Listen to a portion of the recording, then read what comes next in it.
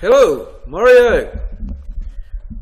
This video, cul-de-sac 17, represents the end of the roading design. Essentially, at this point, the roading design is completed, and we have a new surface, design surface, on which we can now design our utilities to complete the project, various utilities and perhaps environmental aspects and some construction things that need to be done. But for this particular assignment that I did this set of plans for, it was just for the roading. So this represents the completion of that. So what it remains to do in the first instance is to just go and just create a little cover sheet here, which I've done.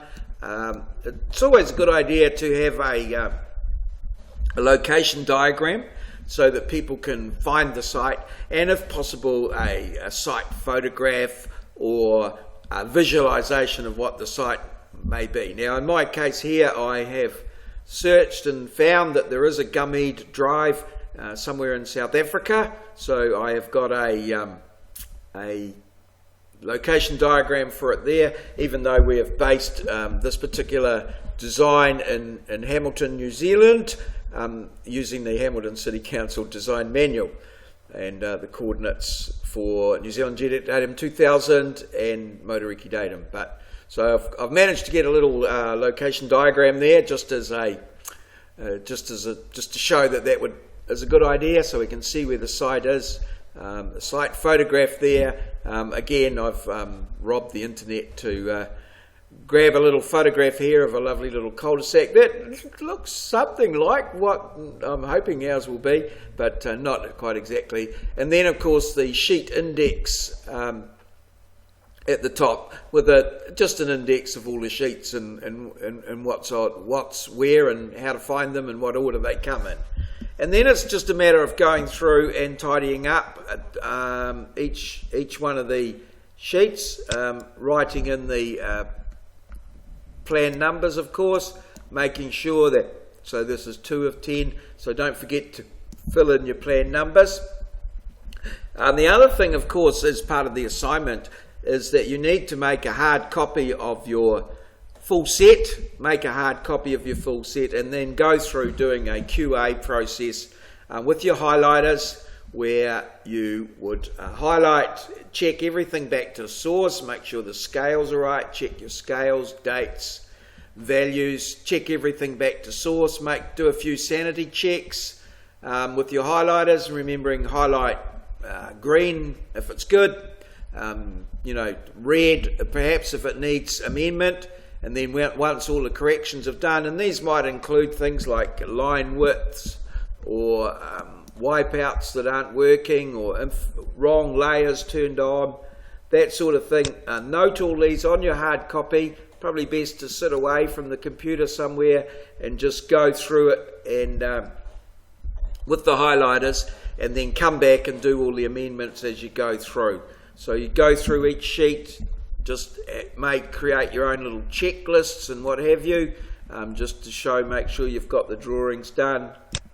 So here's, getting all the sheets up, making sure that I might just turn that command line off there, so that we can get a bit more room to have a look at these at the last one. So there's like our roading plan there, or just start back with there's the full introduction with the sheet number and everything there, the topo, looking pretty good there, in the sheet, the logo, everything's just looking good.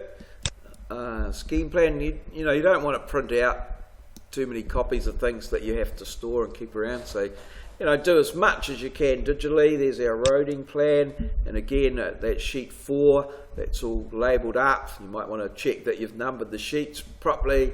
You've got the scales all sorted out. You haven't got anything turned on that shouldn't be. None of the wipeouts, where things are in wipeouts. So here's our our details here. Just make sure that things haven't been overwritten or obliterated by subsequent work and layers and things that you're unfamiliar with. So there's there's our pretty good roading details plan there. Then the long section of course, check your spelling, particularly people's names and what have you, as they do get a little bit upset if you misspell their name in print, and it's one of the easiest things to know. So scales, as I say, sheets are numbered, cross sections here.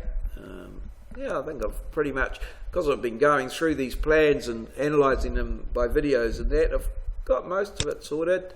This is sheet 8, and then finally sheet 9 here, the earthworks like so, coming through, and then the last sheet of all is yeah, our earthworks sheet there with I had quite a few issues with contours under wipeouts and things like that, so just make sure everything's to the front. We've got the drawer order right, sheets numbered, got the volume correct, and there we are. It's been quite a journey to get through here, but finally we've got through. Just this our calculation one here, of course, it's a bit of a hodgepodge of everything, but as you can remember what it, how we used it and what we did it with the calculations.